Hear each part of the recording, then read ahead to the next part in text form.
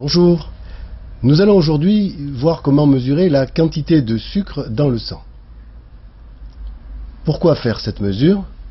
Les sucres, et en particulier le glucose, sont des éléments de notre alimentation qui sont essentiels parce qu'ils constituent en quelque sorte le carburant qui fournit l'énergie à la fois à notre cerveau et à nos muscles.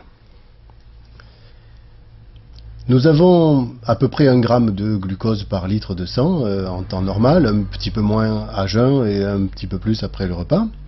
Mais lorsque ce taux augmente au-delà de 1,60 g chez certaines personnes, le glucose peut devenir toxique et à ce moment-là on parle de diabète.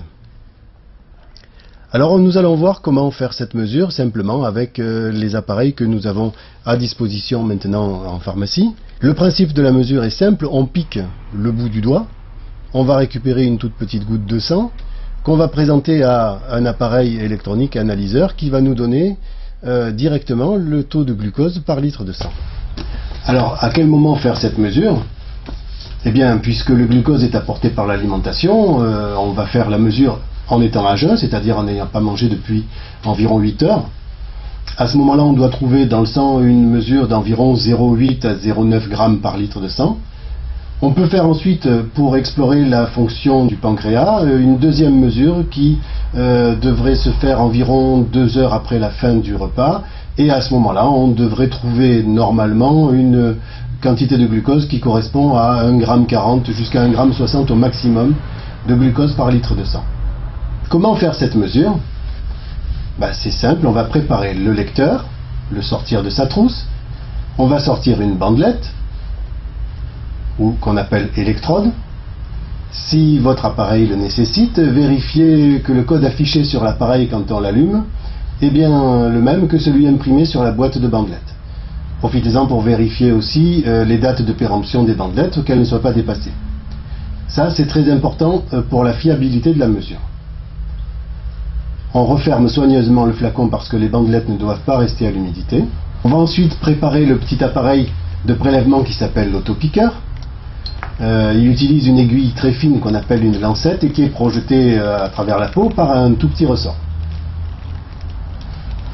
Il suffit d'ouvrir l'autopiqueur, de l'enlever son capuchon. On place à l'intérieur une lancette neuve et stérile.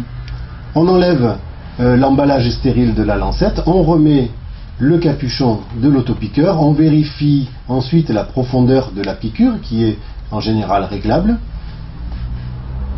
et il est prêt à faire le prélèvement. On prépare également de quoi essuyer le doigt après le prélèvement parce qu'il va rester un petit peu de sang dessus, soit une compresse ou un mouchoir en papier. On prépare le conteneur qui va recevoir la lancette et la bandelette usagée. Et on va préparer également le carnet et le stylo qui vont permettre de noter le résultat, la date et l'heure. Pour ne pas risquer de faire pénétrer les microbes présents à la surface de la peau à l'intérieur du doigt, il faut se laver les mains soigneusement à l'eau tiède et au savon, et ensuite les sécher. On n'utilise pas ni d'alcool ni d'antiseptiques qui sont des produits qui peuvent interférer avec la mesure du glucose et donner des résultats faux. Ils sont l'endroit à piquer. On va piquer sur le côté d'un doigt pour éviter que la pulpe du doigt ne devienne à la longue insensible. On va éviter de piquer trop près de l'ongle. On va éviter également de piquer sur le pouce et sur l'index parce que ce sont les doigts dont on a le plus souvent besoin. Maintenant, introduisant une bandelette dans l'appareil, il démarre automatiquement et dès que le symbole de la goutte de sang apparaît, on peut faire le prélèvement. On place l'autopiqueur contre le doigt, on déclenche le mouvement de la lancette en appuyant sur le bouton. À ce moment-là, une goutte de sang apparaît sur la peau. On prend le lecteur avec sa bandelette, on approche la bandelette jusqu'à toucher la goutte et la bandelette aspire le sang. Le dosage commence automatiquement. Au bout de quelques secondes, le résultat s'affiche en grammes par litre de sang.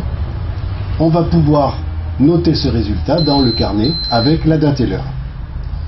Ensuite, essuyez le doigt avec le mouchoir ou la compresse.